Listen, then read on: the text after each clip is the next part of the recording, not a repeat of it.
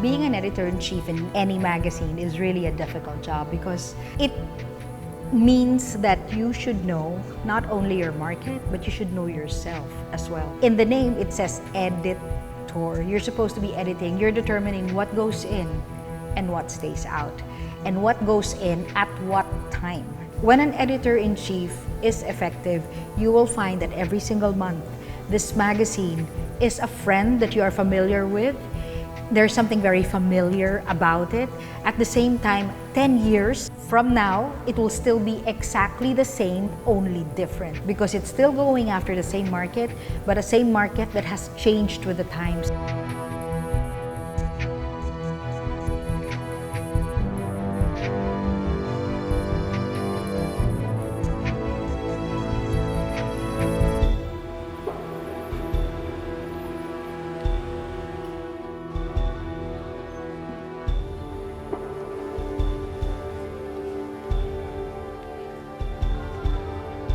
I chose Pee-wee for the job of editor-in-chief last year because I thought that in the 11 years, she had acquired enough experience. She had seen so many things. At the same time, she continued to have a humility. Hi, good evening. That meant she could learn so much more. Pee-wee has been challenged in more ways than one. She was challenged because she had to continue the legacy that was left behind by Sari Yap. I'm very proud of what she's become. She has balanced family. She's also really managed her home, her household, her schedule, which is, oftentimes punishing. She's traveling to Europe and to all over Asia and to the US to cover the most important launches and events.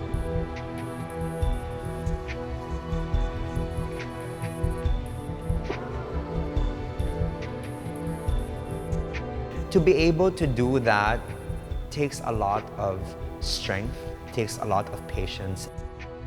And she pulled it off really, really well. I'm so happy at the mega woman that Pee-wee has become. To present the whole team, let's call on Mega Magazine Editor-in-Chief, Pee-wee Reyes, and Director Susie Salvador.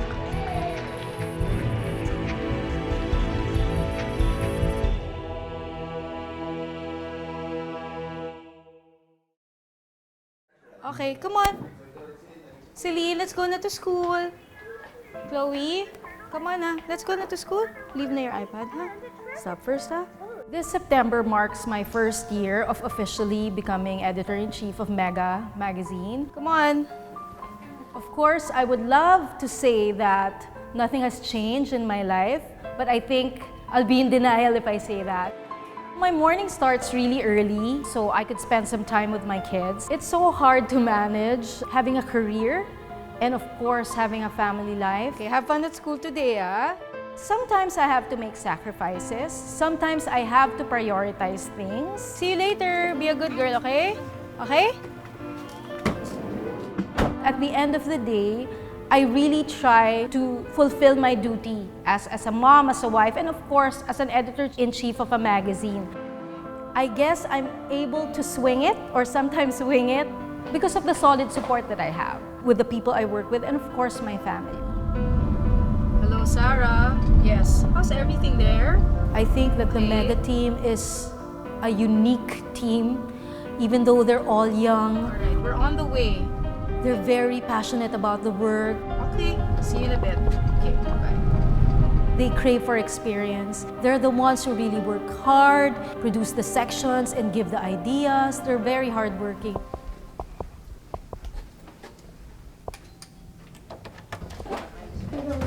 My support group consists of number one, Sarah Santiago. She is our managing editor. Oh yeah, nice. Come on, let's go. So what are we doing today? We're shooting a Mina today. Basically, she's second in command. They're women in fashion, Yeah. in the business of fashion, but they're also relatable. Being a managing editor entails, well, actually, it's 50% creative, and then it's 50% administrative. She can really move around easily. Everything that goes in the magazine, I edit that maybe more than 10 times. I don't know, minsan duling na ata ako. Like me, she also started at the bottom. I started with Mega as the editorial assistant and I worked my way up. So from being editorial assistant, I was assistant editor, then features editor, and then now I'm the managing editor. The shape is nice. When you start at that position, you somehow see the whole operations, how it works. You're not boxed. You're not just boxed in fashion, in beauty, or features. Why incorrect details? You have to have coordination skills. You have to have people skills. You have to also have decision-making skills. And I think those are the traits that I see in Sarah. That's why she's effective. We should make her lean a little forward. Yeah. Para, And then we turn yeah. the shoulders. Kasi if it's ganyan. And she's also a mom like me. Phoebe's always been there for me. From the time that I found out I was pregnant, she was there. She was the first person I called. Yan. Her. The expectation of a modern woman today or a mega woman is to do it all and have it all, right? And gone are the days that women are just limited to being housewives. So there's mood music. Amina, what's your secret? Because you have 3 kids, right? That's it. It's the secret. That's the secret. Being a mom and being an editor can work well together. Yeah. Okay. Perf.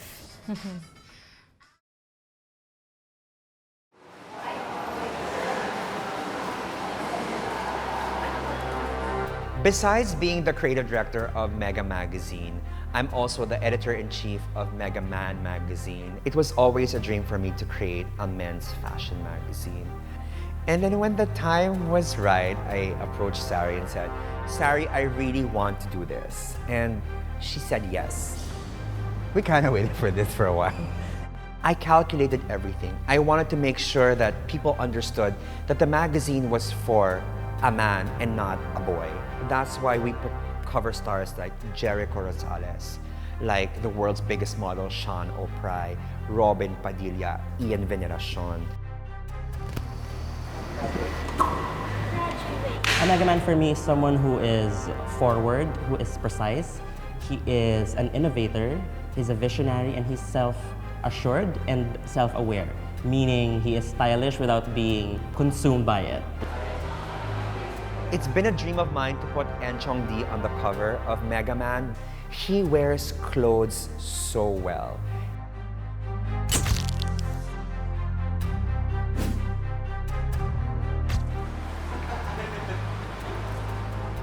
And I feel that he's so multifaceted, which is what the brand represents. Matagal na namin gustong i-push yung trend na parang sleeveless na suit. Tapos nag-aantay kami ng months para dun sa tamang tao. Finally, ito na. That's good.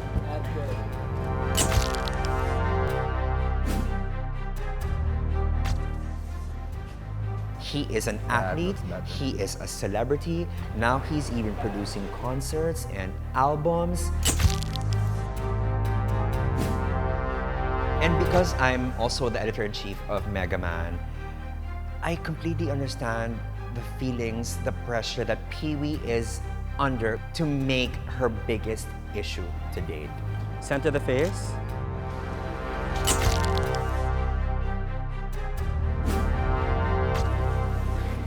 We did well there.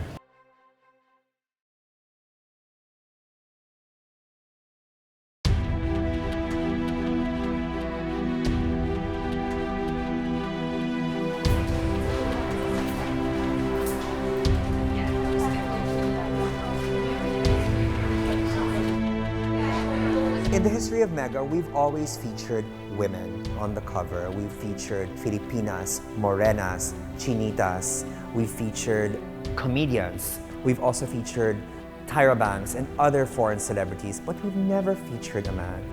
So Pios, our cover star, is actually confirmed. Everything is, we can proceed from here. I think it's very risky to put someone unexpected on the cover. Now, what if they don't like it? What if they don't get the message? Are you excited? I'm excited. Yes. Are you nervous? Nervous and excited at the same time. Because of course, I'm talking to a market, and I know my market. It is sort of a risk because it deviates from the usual archetype of the person we put on the cover. It's challenging the norm. We are finally pushing through with our shoot for this September. Timing is everything. And now more than ever, the spotlight is on the LGBT community. Bibi actually approached me personally and she told me, we were thinking of putting Vice on the cover. What are your thoughts? Well, at first, kasi di ba parang Vice on Mega. But you know, Vice is super chic. He's fashion, he has a following. I think Vice represents the community well because he's an achiever. Marami pa namang ibang pwede, but I think in terms of relevance, in terms of how people perceive him, in terms of how he presents himself to people, when you choose someone to represent the LGBT community, those for me are the critical factors.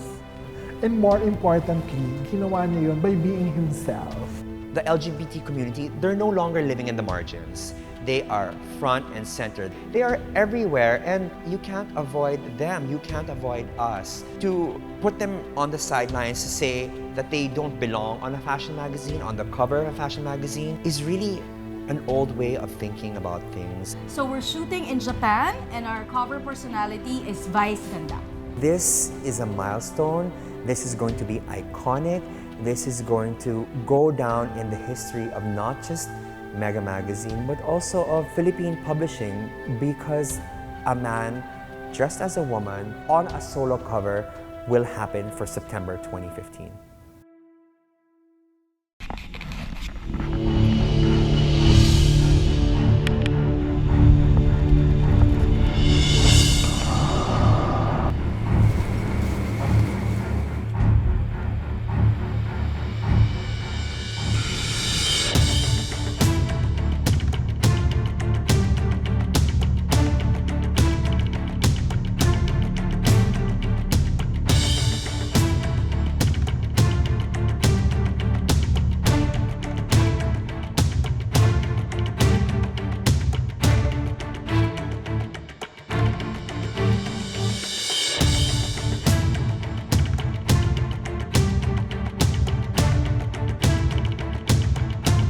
The Making Mega campaign has shot in Russia. The second one was in London.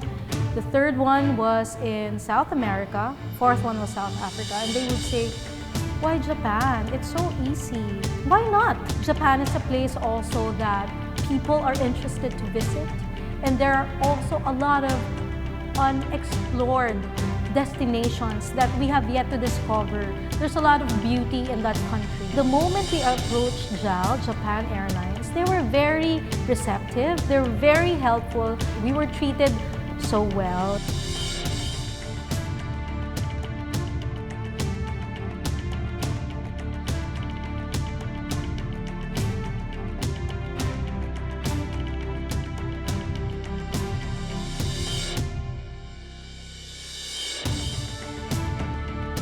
For the first day of shoots, we traveled 3 hours to Prince Hotel in Furano.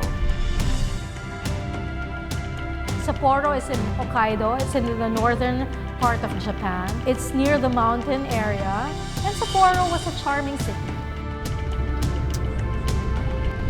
そうですね。ちょっと待ってください。 Franco Laurel is the newest addition to the One Mega family. He came to the trip to help us. 関西ではなくて、1時半ぐらい。 He spoke fluent Nihongo. He actually studied the language in Japan and stayed in Japan for 5 years. はいはい。 Although Japan is closer to the Philippines, the short amount of time that we have will be our biggest challenge, and it could be the most difficult making mega we've ever shot.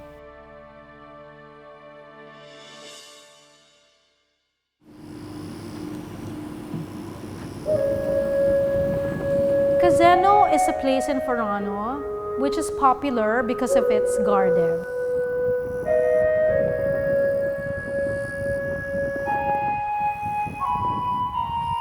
It's a nice backdrop to use for a shoot.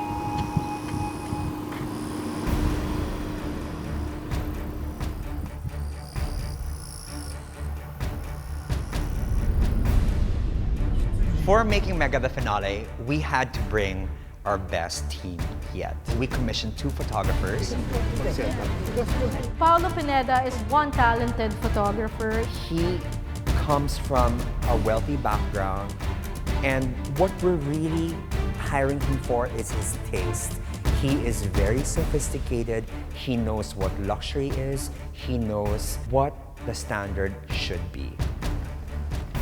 BJ Pascual, who is this young photographer who really rose to stardom over the last 2 to 3 years. The most notable project we did recently was actually one of the most iconic, if I could say. He shot the 23 young women on the cover. It was a labor of love, and he would tell me, you know, Piwi, pinaghirapan ko talaga yon. We're shooting 2 editorials for our advertisers. A fashion editorial for Folded and Hung, and a beauty editorial for Revlon.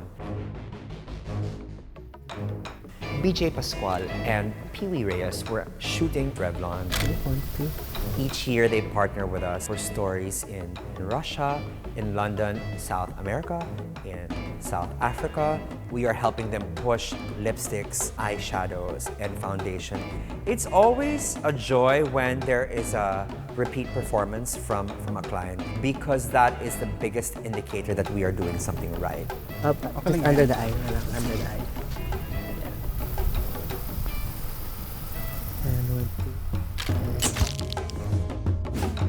So we got that shot fast.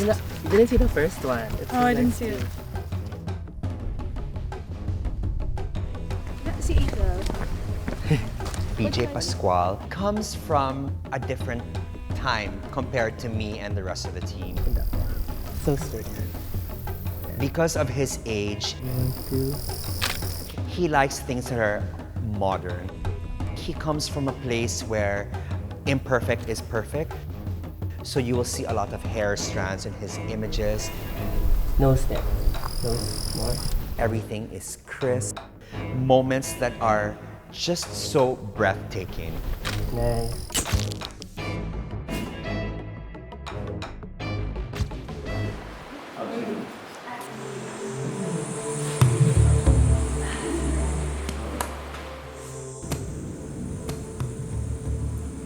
Yeah, let's go. So while the core team is in Japan, I am spearheading one of our out-of-town shoots, which is in Bulacan. Sige lang, go back and forth and I'll capture you.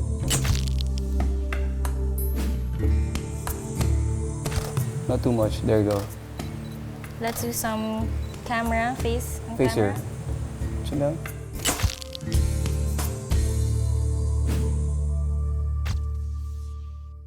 Bigyan ng umbrella si Sarah. One of the biggest challenges when shooting abroad or outdoors is really the weather. You know what? Just sit down. Sa'yo na lang yung sitting down. Saka ganun yun. And 1, 2.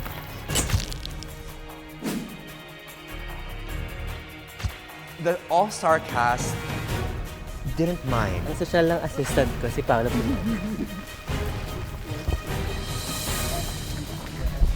I mean, like, it wasn't like ambon. It was a full-on big droplets of rain.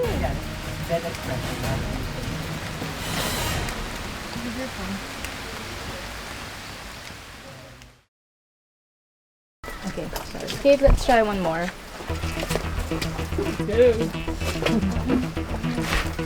Let's go.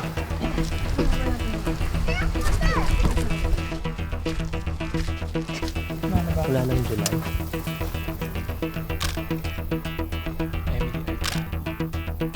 Love it, Kate. Let's go. It's all about the work. And they were there for the work. And we were able to finish the work.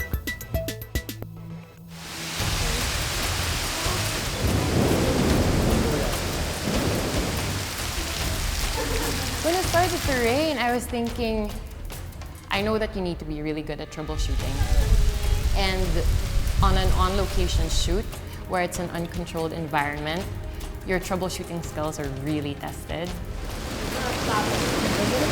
It started raining really bad. So that means the current of the river started speeding up. We might have to go back because the water is rising really fast. Delikado na. This will be like until here na if we don't go down.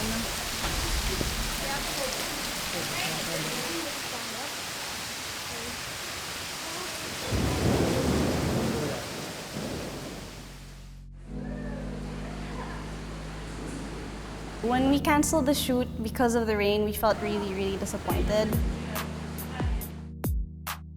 But we couldn't do anything. It's safety over the shoot, and we didn't want anyone to get hurt. We went through a lot of difficulties, and you know, it is mega and it is a September issue. We have to have something printed on the page.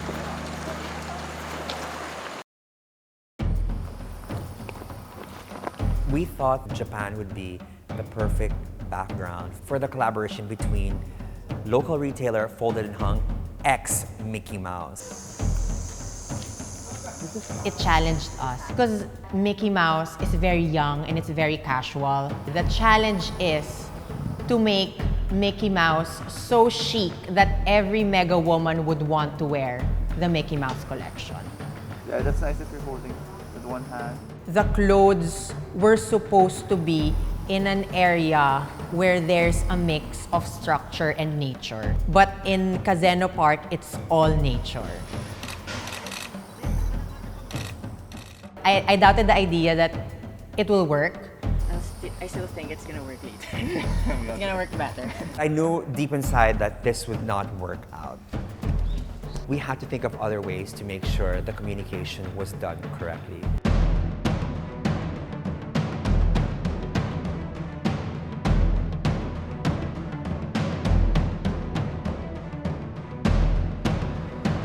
When I thought about it, I think it will work better at night. Mickey Mouse going on a night out.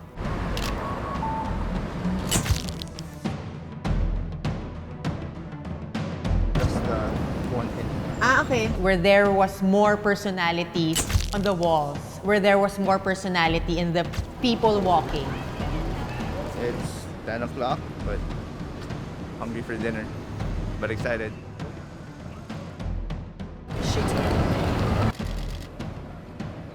It felt more complete. It felt more Folded and Hung x Mickey Mouse, and Mickey Mouse is out to party. It's a wrap. Day one. Sorry. So good. So hungry.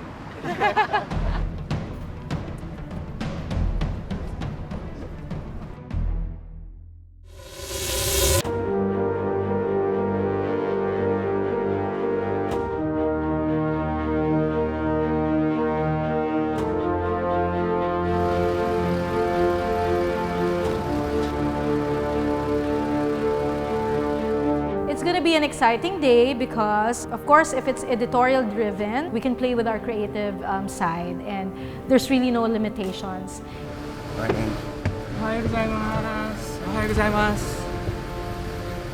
Our fashion editor finally joins us in Sapporo. Gusto mo mag-i-English na ako, may camera na. Welcome, Ray, to Japan. I speak in English.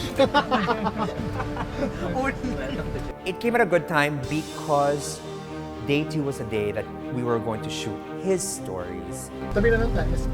Okay. I woke up early. Just not normal, but I did. I was that excited to shoot.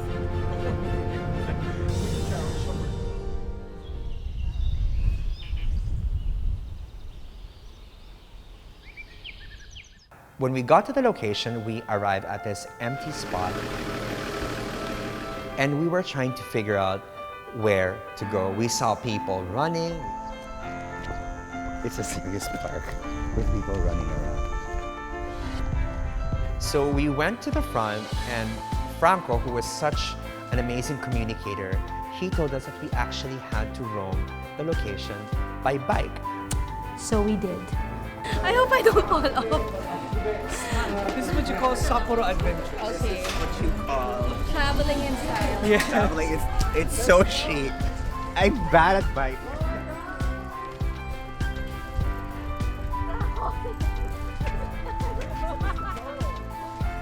The biking was a nice experience actually. It was a break, you know, from thinking of all the deliverables we had to do.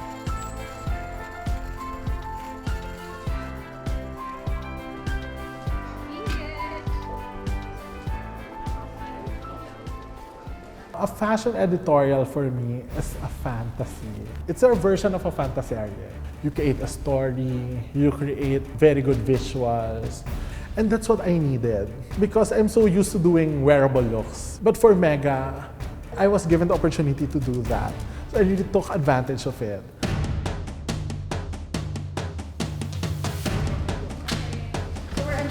We're shooting here till 5 now. The whole place closes at 5. Juan Sarte is a longtime collaborator of Mega. He has worked with the most celebrated celebrities and stars, and he's one of the most in-demand makeup artists in the industry today. It's been a while since he has last done an editorial. So it's nice to see him go back to his roots also. Something na parang he does a creative shoot. It's a Mega baby. We turned Sarah into an Asian girl. All set? Okay, all Here we set. go. Let's go. Like traveling on the mountains.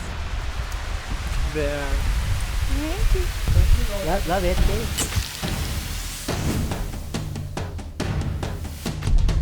Marunong ako mag-bike! Hindi, baka mahulog lang yun lang. Sana talaga lumabas yung sun because the shots earlier were super nice because of the sun. Just follow BJ. There he is. The trend we are highlighting is the Eastern influence fashion. Oh, wait.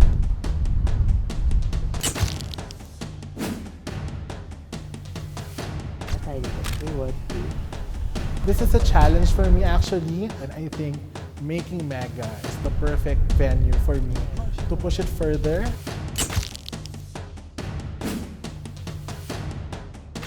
And you know, to do better things in my career.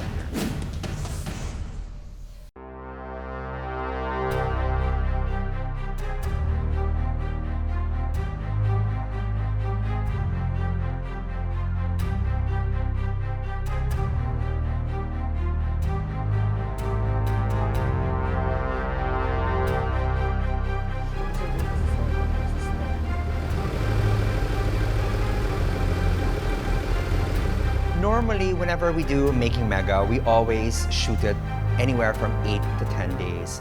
We had to narrow it down to 4 days because we want to make sure that the magazine is on stands on time. We had just 8 hours with our cover star. Your Vice is here. We're so excited. I know for a fact that this is also Vice Ganda's dream to be on the cover of a fashion magazine, specifically in Mega. I want to give him the best experience because he really fought to be here in the shoot, to be in Japan. This goes beyond equality. This goes beyond gender. This is just a human being who's beautiful inside and outside, who should be celebrated. Nauna sila dumating kasi nga wala nang flowers, nagtanim muna sila. Or one day, makapag-ano sila ng flowers.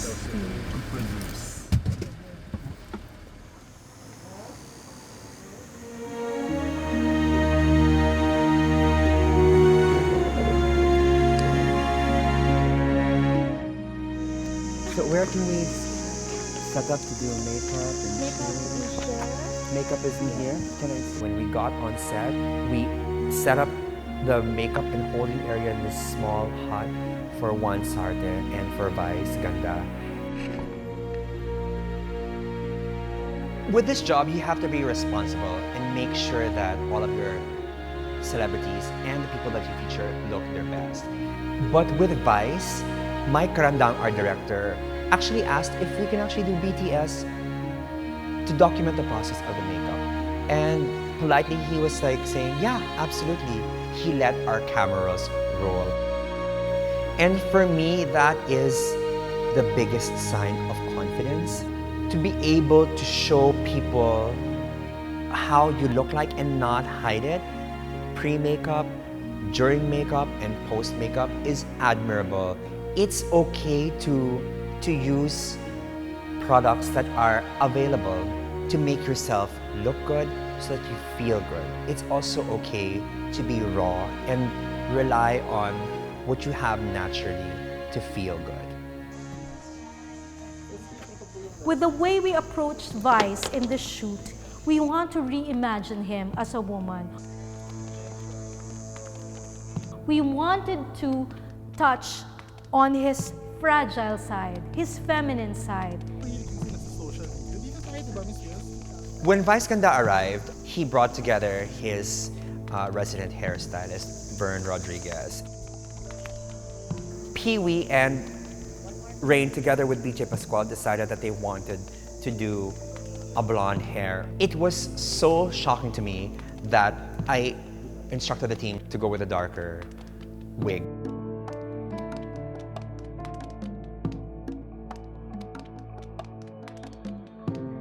But then I realized it wasn't working out. I had to give full trust to the team and to Vern Rodriguez, who knows Vice the most. And they made the adjustments. Vice, mas softer po eyes up.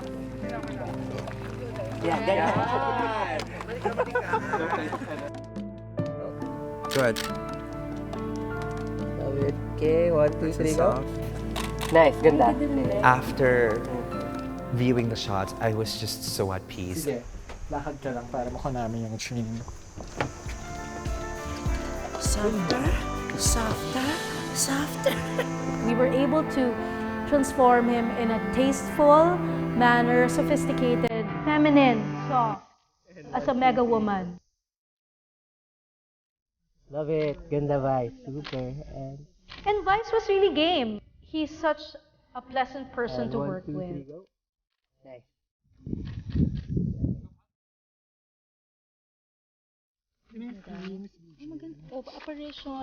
Ang ganda! Because we were trying to manage Vice Ganda and the rest of the team, Love it. Ganda yan. I also noticed that Vice was trying to manage the mega team. Exciting. Super exciting ako. Super excited ako dito. Ayan. Sobrang excited ko. Di ba mali na yung sinabi ko? With his gift of gab and wit, Asan na yung groom? Are you the groom?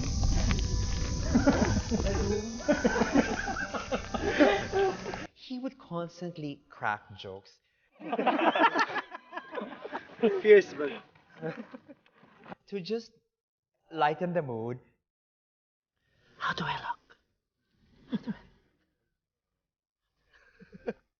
Nakaka-mega to. Mega star. To make sure that everyone was okay. Elsa!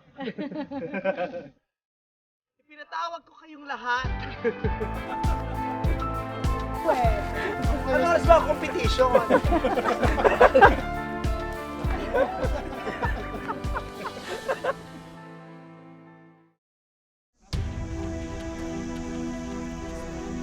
Pee-wee was surprisingly calm. I think because she knew that she was with a powerhouse cast.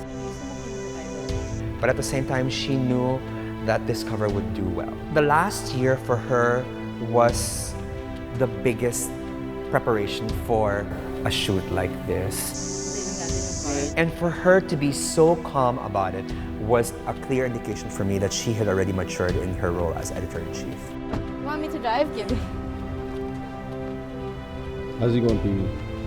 It's going well. We're actually on our third layout, third layout. And I think we'll get more great shots. This will be the basis of people saying that, you know what has she done after a year? So the shoot went effortlessly. We're really glad with the turnout. And now we're going there to the next, up the hill to try another one. I know this issue will be a groundbreaking issue. For sure, it will be talked about.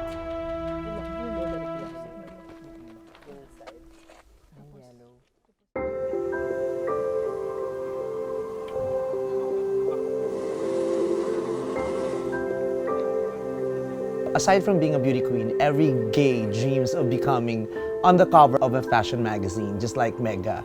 And for me to be chosen to be the cover of your September issue is just so overwhelming. I'm so happy.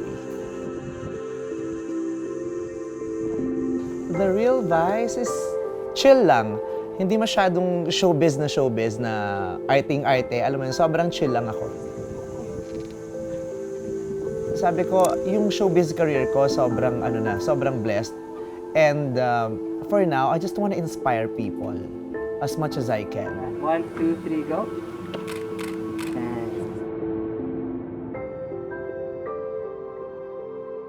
Japan is very close to my heart kasi I've been a scholar from grade 3 until second year college. There was a very kind-hearted Japanese who had been my sponsor for my education. Her name is Noriko Tokura. She lives in Kyoto, Japan. From grade 3 until secondary college, she has been sending me money for my education, but I never got the chance to meet her personally. It's my obligation also to show her what I am now, kung ano na nangyari dun sa maliit na batang tinulungan niya dati. And I'm sure she'll be very happy to see me.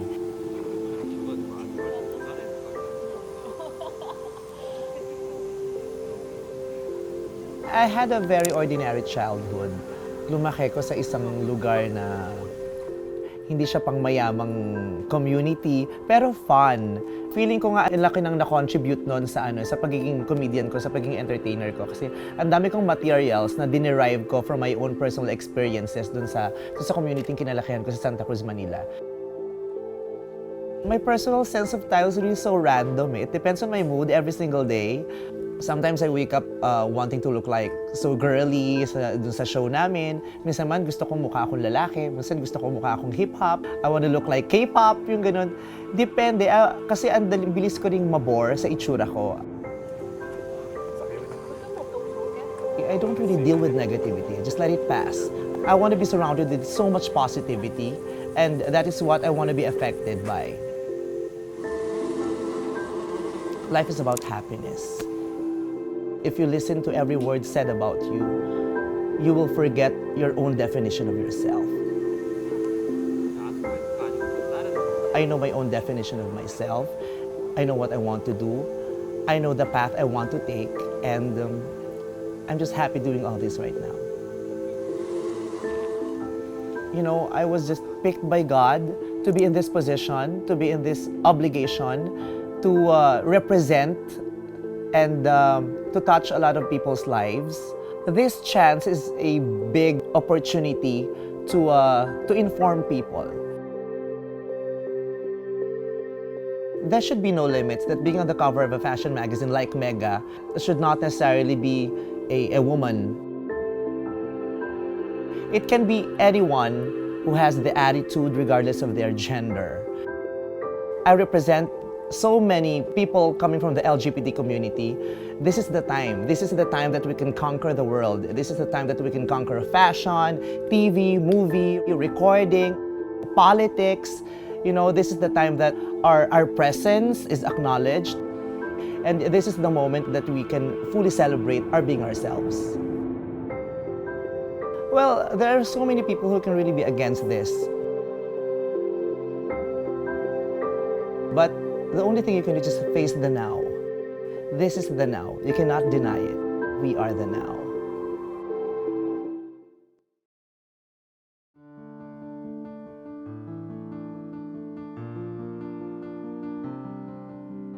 Am I sad that we're done, that this is the finale of Making Mega?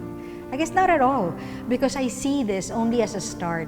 I am hoping that Making Mega is not just going to be viewed by people to see how a magazine is actually put together, but I do wish people will apply the lessons in these 3 Making Mega fashion documentaries, because in anything that you do, first, you will encounter hardships if you actually really want to do something worthwhile.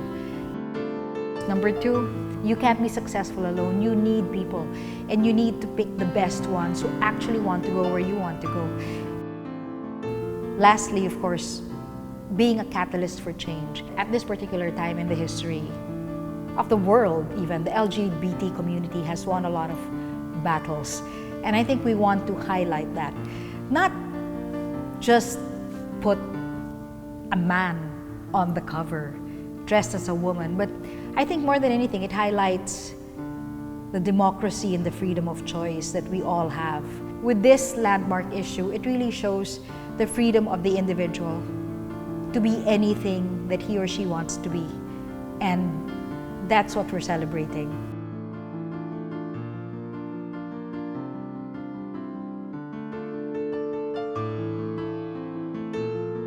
From Pee-wee, I've learned to know when to stop. There's the book.